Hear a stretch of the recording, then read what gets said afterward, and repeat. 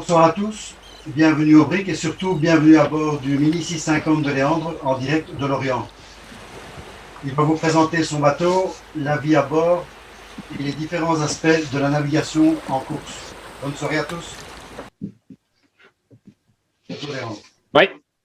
Bonsoir à tous et merci Michel pour cette Jean-Claude pour cette introduction.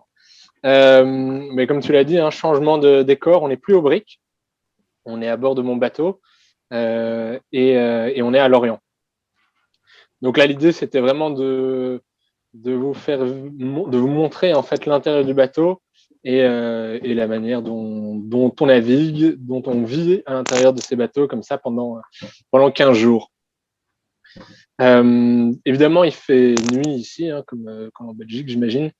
Et donc, la qualité sera peut-être pas incroyable. N'hésitez pas à me le dire s'il faut que je ralentisse ou s'il faut que je remonte certains points que vous voulez voir. Voilà. Check. Alors, on va...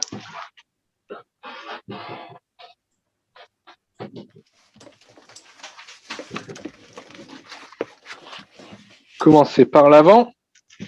Donc là, je suis à l'intérieur, vraiment dans la zone de vie. Et hop, voilà. Check. Et donc là, on a l'avant du bateau. Donc c'est vraiment brut. On voit la coque, l'épaisseur de la coque en général fait un demi-centimètre. Et généralement, on met absolument rien à l'avant parce que comme ce sont des tout petits bateaux, mais on va essayer de ne pas faire en sorte que le nez du bateau plante dans les vagues et donc freine complètement le bateau. Qu'est-ce qu'on voit à l'avant? On voit évidemment les différentes varangues, donc le squelette sur le côté. C'est ceci là, on voit ici. Ici, on a une trappe. Comme je vous disais, le bateau est censé être insubmersible. Et donc, il y a une trappe à l'avant qui est en fait ce qu'on appelle le crash box. Donc, c'est si jamais le bateau percutera un OVNI, donc un objet flottant non identifié, que ce soit une bille de bois, un container ou quoi, ou un autre bateau. S'il y a une collision par l'avant, s'il y a un trou, eh bien, ça fera en fait un sas et on aura quand même assez de volume pour flotter. Il y a un petit bleu au-dessus qui sert à rien parce qu'il est vraiment trop petit pour pouvoir faire passer quelque chose à travers. Il sert juste en fait à aérer le bateau pour le faire un peu sécher. Et en dessous ici, on a justement dans tout ce grand caisson, on a toute une grosse mousse, donc il y a une volume assez importante parce que l'avant, là fait plus ou moins 2 mètres et en largeur ici, on a aussi à presque 2 mètres ou plus large.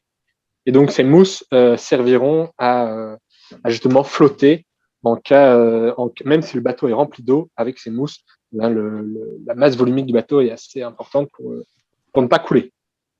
Donc, voilà. Hop. Quand on se décale, ici, on arrive. Donc, ici, on a le mât qui traverse le bateau, hop, et qui vient se poser ici sur la quille. Et on retrouve les 2 boulons de quille qui la tiennent. Et donc ça, c'est vraiment le milieu du bateau, le centre d'équilibre du bateau. Et alors ici, je l'ai configuré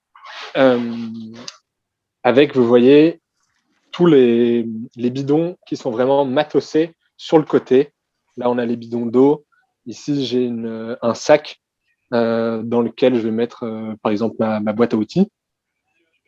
Ici, j'ai un bidon de survie, un bidon pour la pharmacie et une autre trousse avec tous des produits, de la colle, etc. L'idée, comme je vous disais, c'est un bateau qui est très léger. Il fait un peu moins d'1 tonne. Et donc, le poids a une influence très importante sur l'équilibre du bateau. Donc, on va vraiment essayer d'optimiser la conduite du bateau et sa gîte en mettant les poids d'un côté ou de l'autre. Alors là, ce que j'ai fait, c'est complètement contradictoire parce qu'en général, on va soit tout mettre d'un côté, soit tout de l'autre.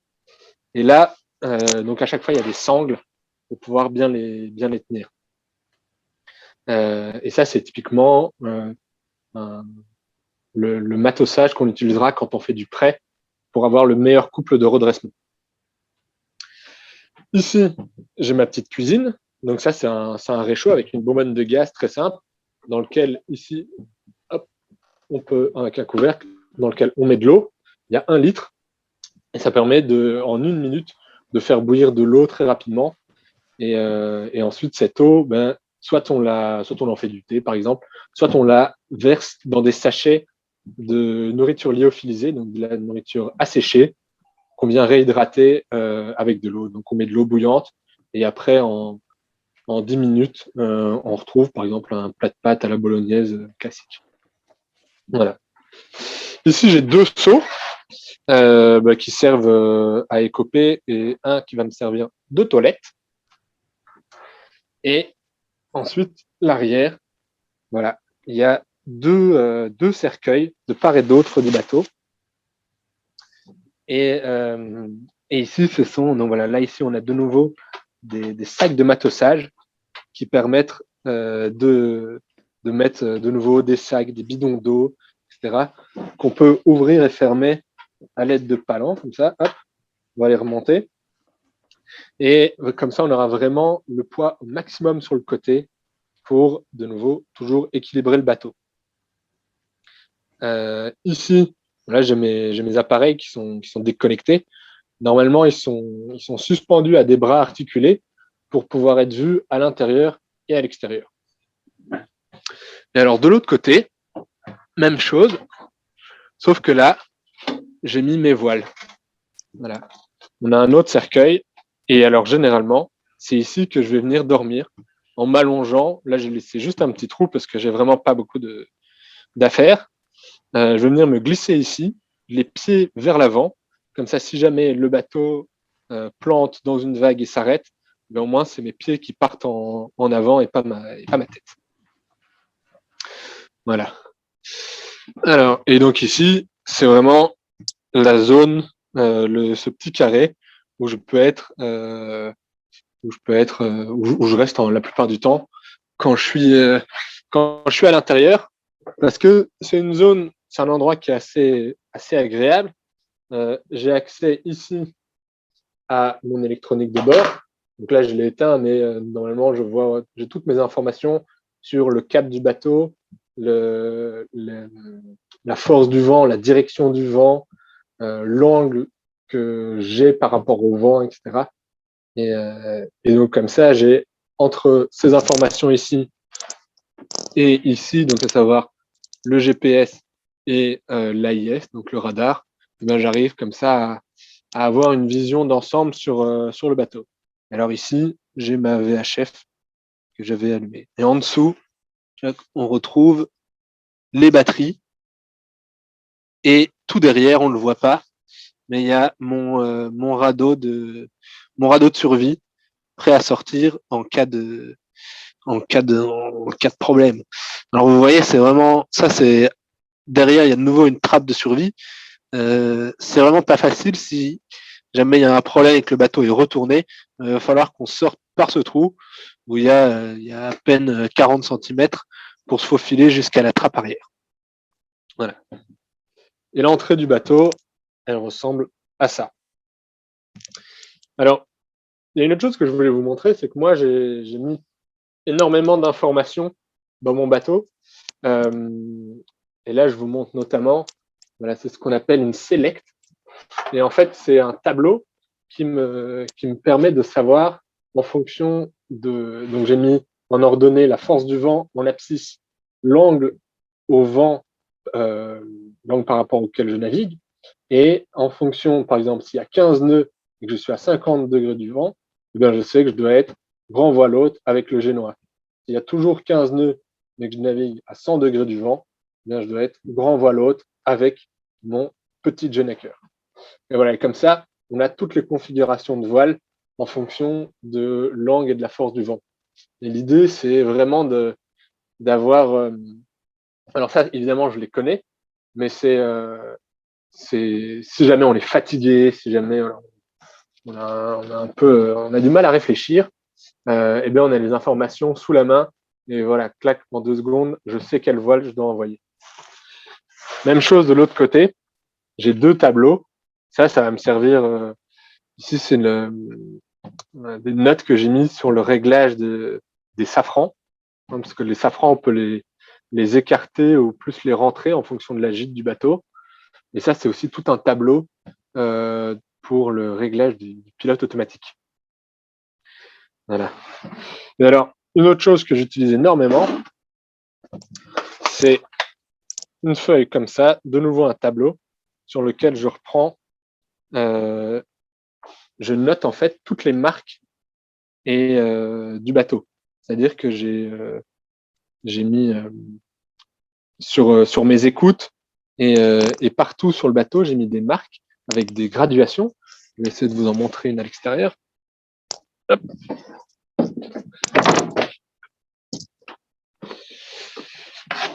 Voilà, là, ici, on voit marque 1, marque 2. Ici, même chose sur le côté. Marque 1, marque 2, marque 3, etc. Et je ne sais pas si vous voyez les traits blancs sur les barres de flèche. Ben voilà, tout ça, ça va être des points de repère. Hop.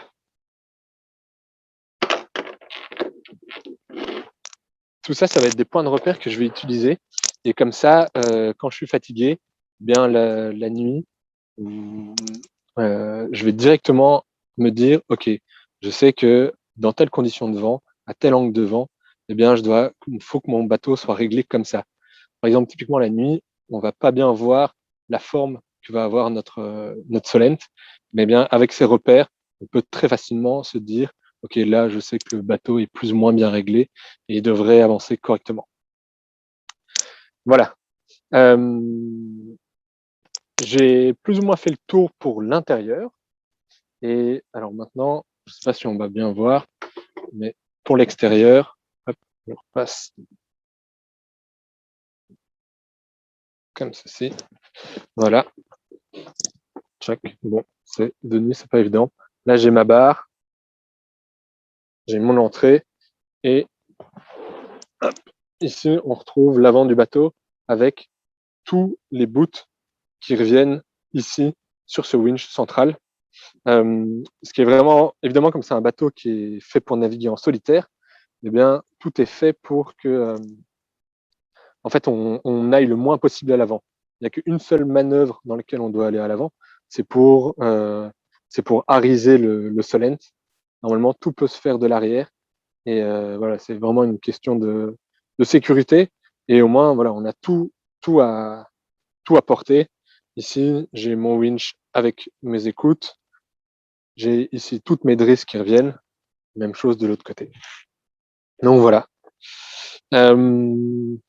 Je vous ai montré tout ce que je voulais vous montrer. Si vous avez des questions, je vous laisse les noter et j'y répondrai du mieux que je peux.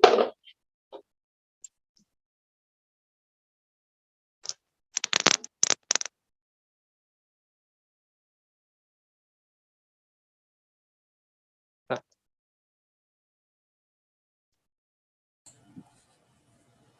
Alors.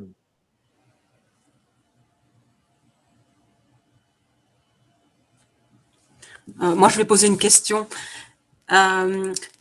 Concernant la mousse qui est mise devant dans les fonds, est-ce que c'est une obligation ou est-ce que c'est une mesure de sécurité personnelle?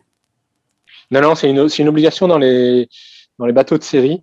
Il faut qu'ils soient insubmersibles. Et donc, il y a des tests qui sont faits sur les bateaux. Et donc ça, c'est vraiment tous les bateaux de série qui doivent être conçus comme ça. Il y a aussi les mousses qui sont en dessous de moi, ici. Ces box-là, il y a aussi des mousses sur toute la longueur.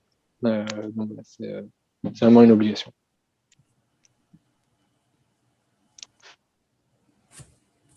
Alors, Léandre, Oui. est-ce que tu... Ouais, bravo, c'est Elisabeth et Denis, là.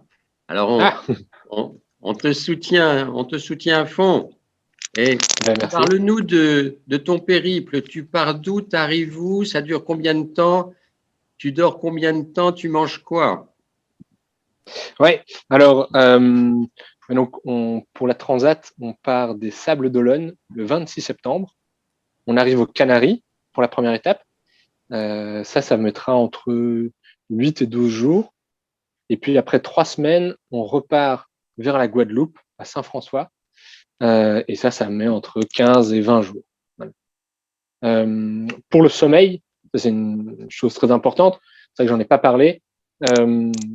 Sur ces courses, l'idée c'est qu'on dort peu pour essayer d'être performant. Et donc, on va dormir. Alors, il y a un peu une règle de base qui est donnée. Pour une course de 24 heures, on va dormir 1 heure par 24 heures. Pour une course de 48 heures, on va dormir 2 heures par 48 heures. Et en général, pour les courses de plus de 5 jours, on va dormir minimum 5 heures par 24 heures. Et là, on fera des siestes de 20 minutes, une demi-heure. Et comme ça, par demi-heure, on essaye d'accumuler du coup 10 siestes, plus ou moins 10 siestes d'une demi-heure par 24 heures sur toute la durée de la transat. Voilà. C'est militaire. C'est comme les militaires font ça dans les grandes marches.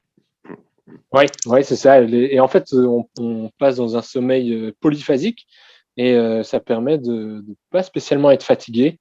On a vraiment juste la première partie du sommeil, je ne sais plus comment ça s'appelle, le sommeil.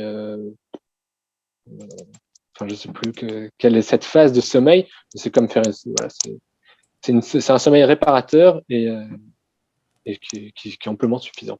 Oui, il n'est pas paradoxal. Oui, c'est ça. Voilà. Et alors, qu'est-ce que tu fais de ton bateau une fois arrivé là-bas? Tu restes définitivement là-bas? Tu épouses une Guadeloupéenne? Non, pas spécialement. C'est juste pour que je revienne tes parents, c'est juste. Ouais. Non, l'idée, c'est de. Bon, on reste très peu en Guadeloupe, en fait. On va rester un peu en vacances, mais on attend que tout le monde arrive et ensuite tous les bateaux repartent sur cargo et rentrent à La Rochelle, Le Havre, ou je sais pas encore quel port. Et voilà, on les mettra sur des cales sèches, tous sur un grand paquebot et retour maison. Voilà. Ah ouais, avec des lauriers. Voilà. Bravo. Mais voilà, tout ça, on en a parlé, si tu veux, dans les 2 premières conférences. Et alors, si ça vous intéresse, je vous enverrai les enregistrements pour que vous puissiez voir tous les sujets qu'on a traités auparavant. Sympa. Voilà. Ok. Merci. Avec plaisir. Alors, là, je vois dans le chat qu'il y a d'autres questions. Comment fais-tu pour te réveiller au bon moment? Ah oui, ça c'est une bonne question. Eh bien, je vais vous montrer. J'ai un réveil qui fait que ça.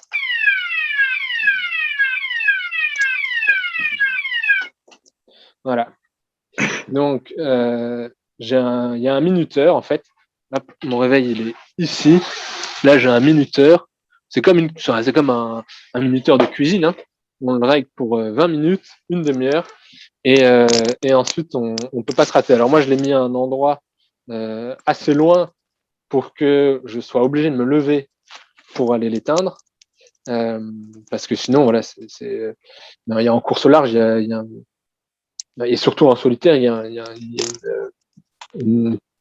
un aspect du truc, c'est qu'on devient terriblement fainéant.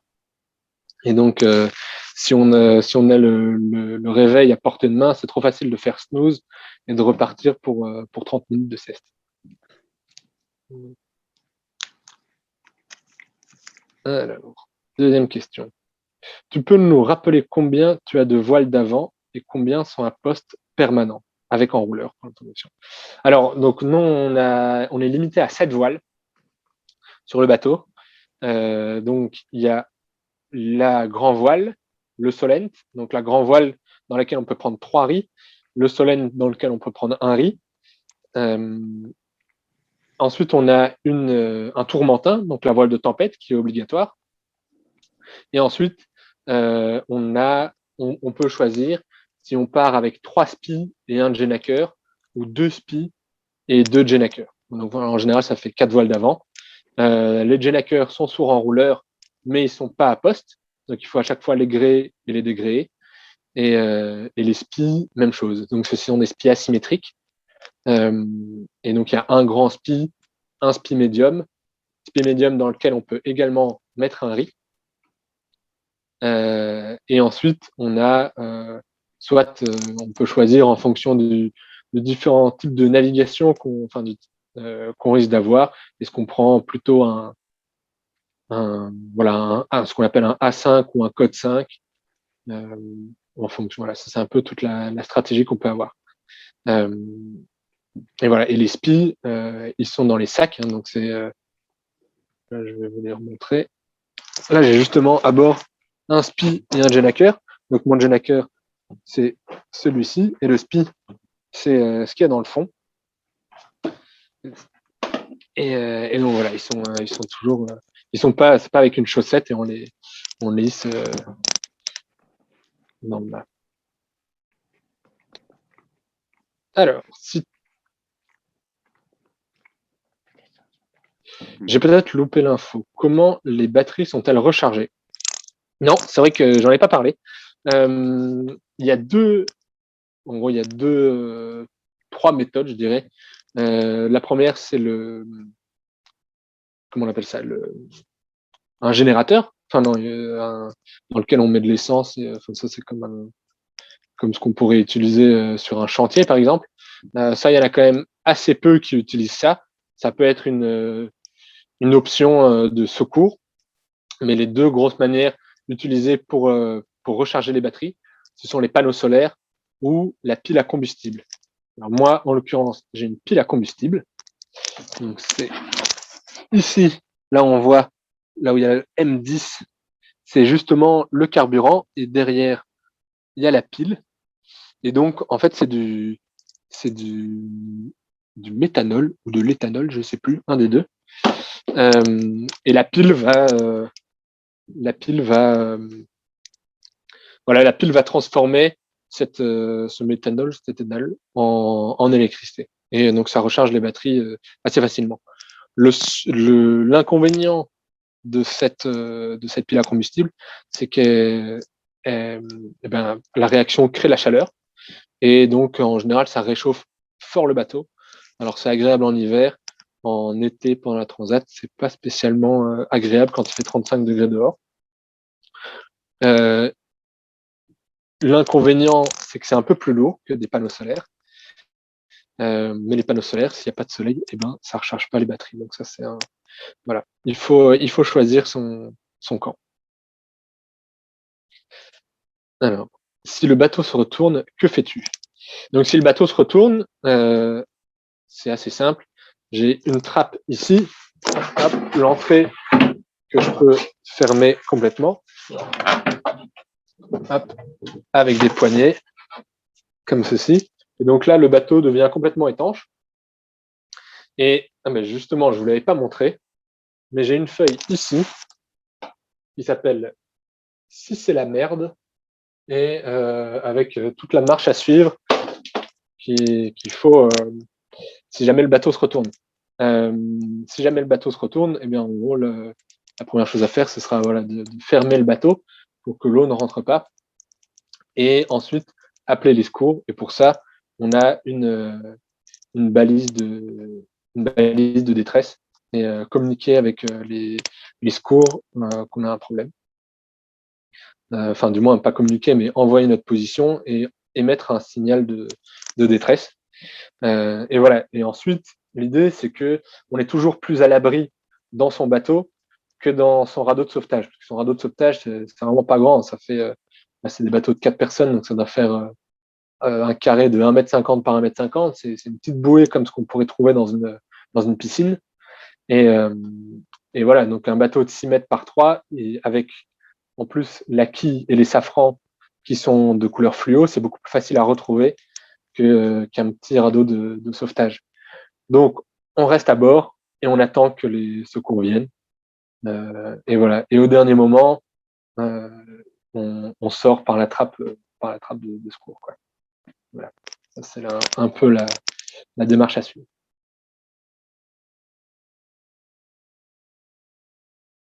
Alors. Hello Léandre, vas-tu t'entraîner à ce rythme de sommeil avant le départ et comment, sinon, comment fais-tu pour t'y préparer?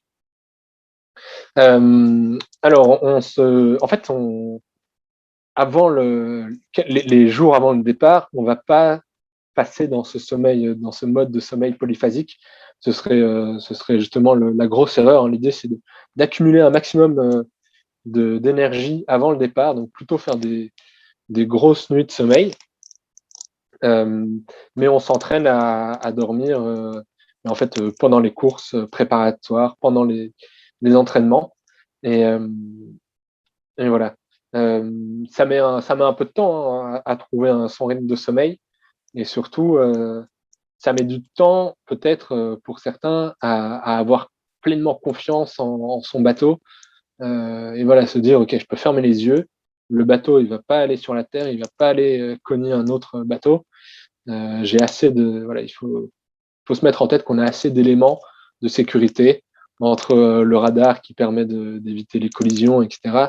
Entre le pilote, s'il est bien réglé, il n'y a pas de raison qu'on aille percuter la terre. Donc voilà, il faut prendre confiance en son bateau et comme ça, on arrive à trouver le sommeil.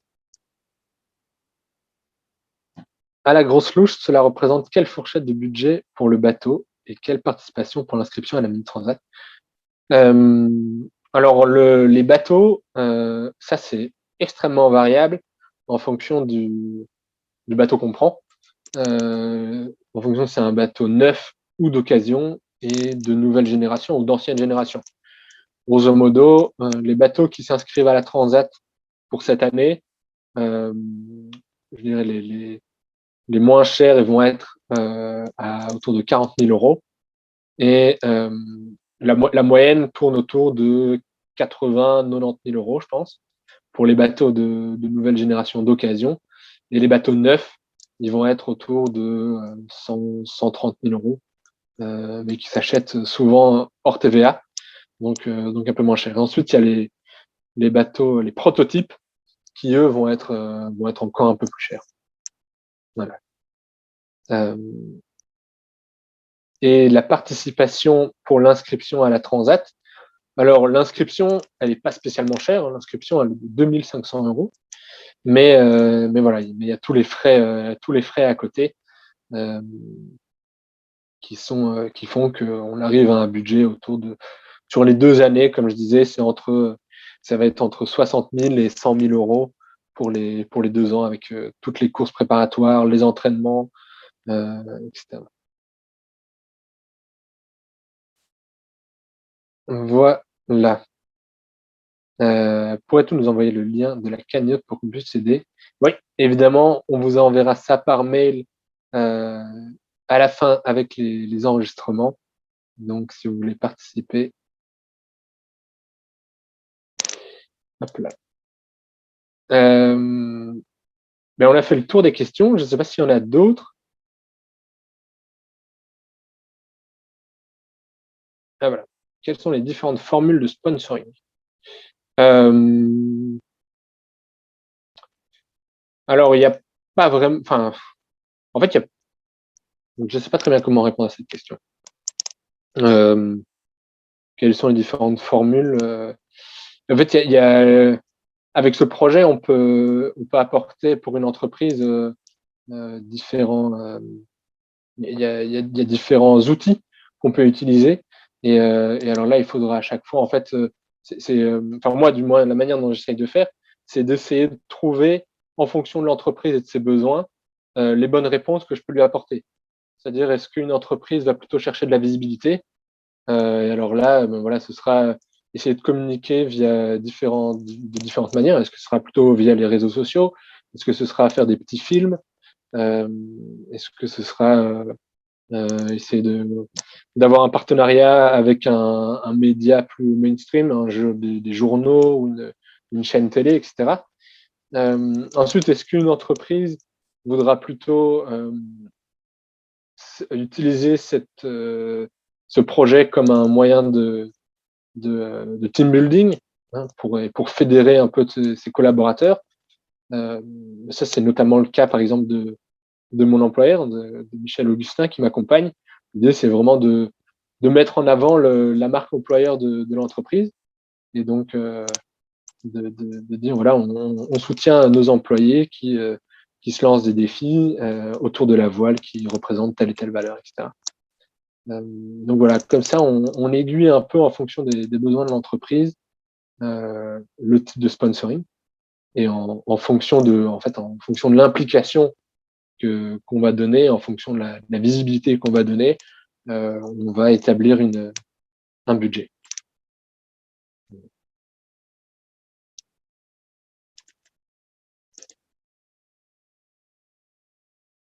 Et bien voilà. Ah non, il y a encore des questions qui arrivent. Alors, est-ce que les autres participants sont comme toi, installés à Lorient pour se préparer full-time? Non, il y a de nouveau, hein, chacun fait comme il veut et comme il peut, je dirais. Moi, c'est un luxe que j'ai d'être depuis lundi full-time sur mon projet à Lorient. Alors déjà, il y a plusieurs centres d'entraînement, hein. Il y a La Rochelle, La Turballe, Lorient, Concarneau, etc. Il y en a 4 ou 5. Mais il y en a quand même beaucoup qui travaillent la semaine et qui s'entraînent le week-end ou qui sont indépendants et qui permettent d'adapter un peu leur calendrier. Moi, c'est vraiment comme je travaillais à Bruxelles, c'est très compliqué de faire des allers-retours. Donc au final, l'un dans l'autre, c'était peut-être moins coûteux d'arrêter de travailler pendant un moment et de m'installer ici et de m'entraîner à fond plutôt que de devoir faire des allers-retours non-stop.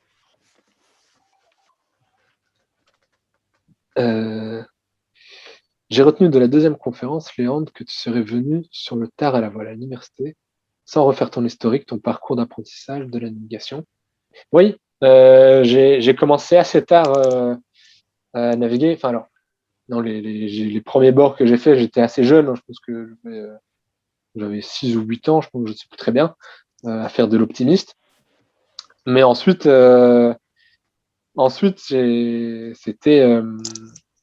c'est à l'université que j'ai commencé à faire de la régate. J'ai commencé en Angleterre d'abord, quand j'ai fait une année de césure, enfin pas une année de césure, 6 mois à Londres pour apprendre l'anglais, pour perfectionner mon anglais. Et bien là, j'étais dans une famille de voileux et qui faisait des régates à Cowes. Donc là, j'ai fait pas mal de J80. Et voilà, comme j'étais de base assez compétiteur, la régate était la suite logique. Et ensuite, la régate, c'est une excellente manière, c'est peut-être la meilleure école, je dirais, de la voile, parce qu'on est très vite à fond à apprendre de ses erreurs. Et donc, très vite, on s'y met comme ça. Et ensuite, voilà, comme je disais, j'ai découvert le Mini 650 via différentes personnes que j'ai rencontrées qui l'avaient fait. Et en discutant, voilà, j'ai mis un pied à l'étrier, puis deux, et maintenant tout entier.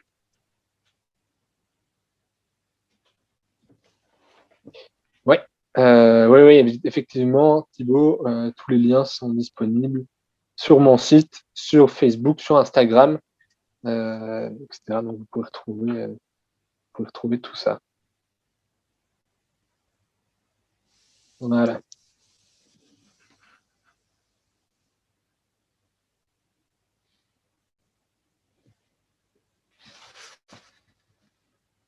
Bon, bah, si on a fait le tour, écoutez, moi je suis ravi que de nouveau il y ait eu autant de questions. Non, encore.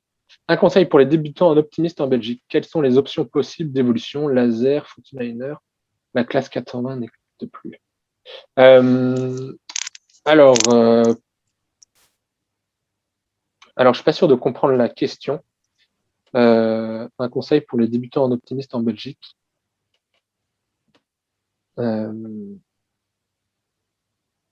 Est-ce que c'est pour se mettre à la course au large ou est-ce que c'est pour progresser sur un support? moi, je ne m'y connais pas très bien parce que j'ai fait très, très peu de voiles légères, donc de dériveurs. Mais je pense que ouais, c'est quand même c'est une excellente école. Donc la suite logique, hein, c'est un peu optimiste, laser, 49er, et puis ensuite passer sur des quillards J80, etc. Euh, de manière générale, faire de comment on appelle ça, mince, de la monotypie, donc faire des courses avec les bateaux qui sont identiques, c'est ce qu'il y a de mieux pour progresser, parce que voilà, les bateaux sont exactement les mêmes, donc ce qui jouera, c'est la manière dont on règle le bateau et la trajectoire qu'on utilise. Donc je pense que ouais, faire de la monotypie, c'est important. Et oui, effectivement, Régaté, pour moi, c'est une excellente école. Et oui, il y a une bonne école de voile au brick. Et la brick, c'est LinkedIn, exactement.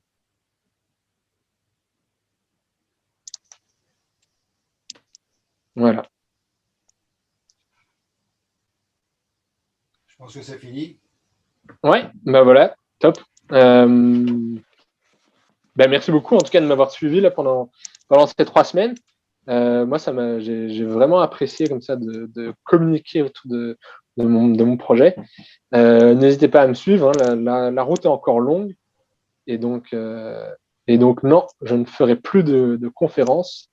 Il y a encore une question. A priori, plus maintenant.